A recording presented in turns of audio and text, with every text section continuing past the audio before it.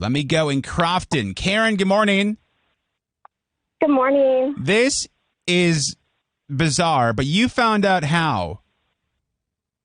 So I had been dating this guy for about a year and a half, and I went over to his apartment to spend the night, and when I climbed into bed, this girl had carved her name into the wooden headboard of his bed. What the trashiest thing possible? Was it like visible? Would he have seen it, or was it very small? God, yeah. Okay. Yeah. Everybody saw it. It was huge. It was like her tree fort? so Like she big. was marking her tree fort in the woods? Seriously, yeah. And he put a pillow kind of back there, thinking maybe I wouldn't notice. Yeah. No, why would I see that? Yeah. Did he at least try to how'd that get there? Or did he just take the L? Yeah, he knew. I mean, Okay. it was Yep. All right. Well, Karen, I'm sorry that happened. Hold on 1 second. You were in the running. That is trashy. All right, hold on. Let me go real quick. Fake name Bill. Good morning. Good morning. How you doing? Good, man. So we found out we're being cheated on how? I used to do bail, bounty hunting and all that stuff a long time ago. Yeah.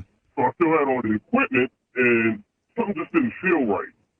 She was dipping out, going out for a minute, and one time she was like, yeah, I'll be going for a week for work. I'm like, all right, whatever. Cool. So I put a tracker and stuff on it. I got cameras and all that stuff. So I'm taking pictures. I'm seeing her picking up dude. They're going all different places and stuff, thinking that they're being followed. But, Yeah. With a tracker car, you can't run from that. Yeah.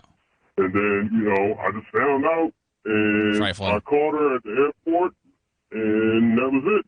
Yeah. And they actually went on the trip. Yeah. That's all right. Fake name Bill. And we're better off without her, bro. You know what I mean? Yeah. Hold 1 second, my friend.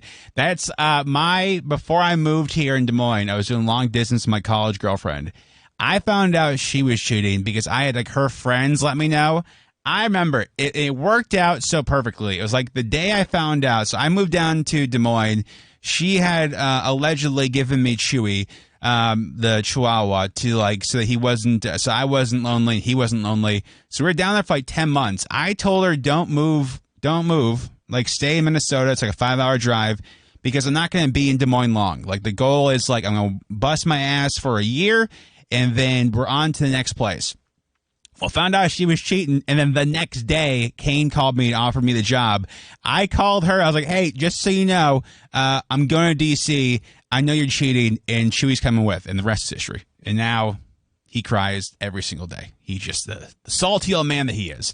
Let me go to, oh, my gosh, there's so many of these. Fake name Leah, good morning. Good morning. How are you? Doing well, thank you. This is wild. We found out that they were cheating how? Well, he is a musician. He travels, and I called this hotel, and, you go to the operator, and they patch you through to the room. Well, a woman answered the phone, and I said, I must have the wrong number. I said, let me hang up, and I'll call back, to the hotel. So I called back, and they patched me back through, and he answered the phone, and I said, wow. I said, some woman just answered the hotel room when they transferred me to you. He said, yeah, that was the maid. She picked up the phone. Yeah. Just out of habit. Yeah. And I said, really? He said, oh, yeah. I said, well, what was her name? And he said, call her. So I said, oh, okay. And so he gets home, and I'm doing his laundry and stuff.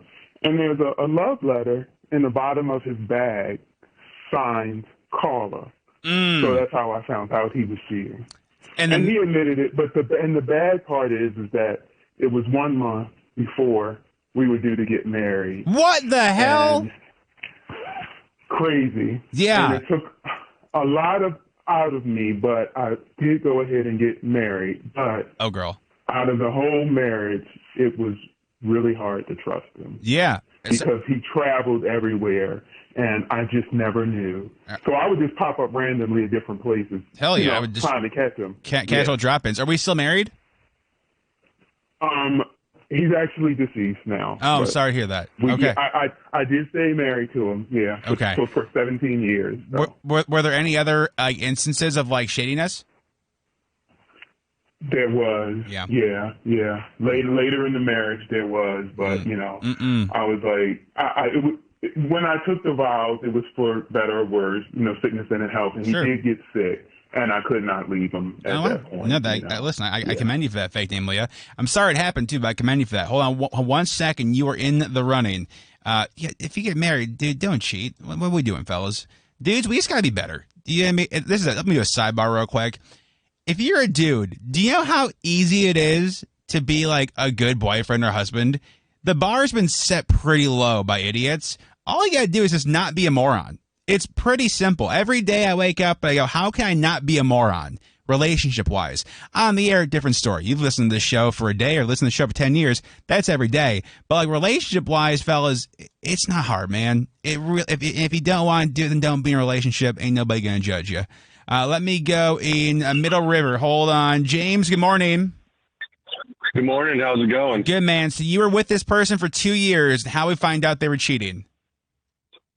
So I was doing DoorDash for a little bit, and it was you get an order. I actually had to go grocery shopping for it, and the items I was picking up were like covered chocolate strawberries, whipped cream, just like a couple like things around Valentine's Day, to be honest. And the DoorDash order came through as a guy's name. Well, when I delivered it, my girlfriend at the time answered the door in a robe with a topless guy behind her. I'm like, oh. And yeah. Mm-hmm. Mm-hmm. So it was kind of like, luckily we weren't living together, nothing like that. Like, I mean, we were dating for a good couple of years, but dude, yeah, that kind of put a nail in the coffin. So what are the odds that happened though? Like, what are the odds that is some divine intervention? See, the thing is, like, when I was, like, shopping, hand-picking some of these things out, I was like, oh, hell yeah, dude, like, this is close to Valentine's Day, like, covered strawberries, whipped cream. He's going to have a good night, not knowing that it was going to be my girlfriend. Dude, that is, like, you're just, like, typical bro, like, oh, hell yeah, this guy, Ken's really getting it tonight. Ken's going to lay it down. And then you see, you see Julie open the door. Okay, did she at least, like, admit to it? Or was it what happens next, James, after your girlfriend opens the door with chocolate-covered strawberries?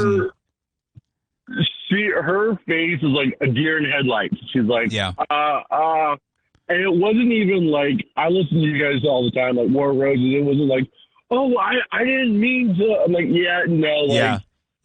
like, kimono robe, like. I had amnesia. That was you. That is okay. Exactly. Can I ask what her name was, James? Is her first name? Her name was Becca. Damn it, Becca's. Bad luck for Becca's. All right, James, 1 second. You're in the running. That right there is got to be divine intervention.